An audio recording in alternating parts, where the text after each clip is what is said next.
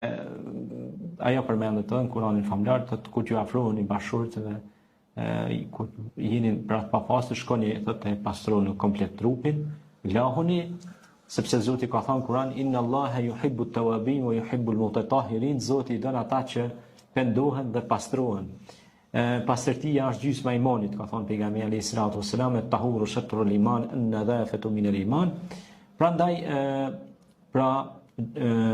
gjunub vllaku duhet patjetër pra që na më shku me marr gusul.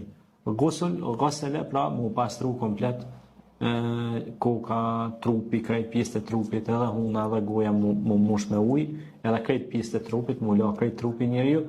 Zakonisht kjo është edhe preferueshme ditën e xumës, do të thonë, me pastru për respekt, me vesh teshat mira, rrobat mira për më shku me fal xumën, që edhe ka pak parfym të lehtë, jo të rënd, se kuptohet se aty nëse qesin krejt parfyme, tani nuk mund të rënjere as në xham.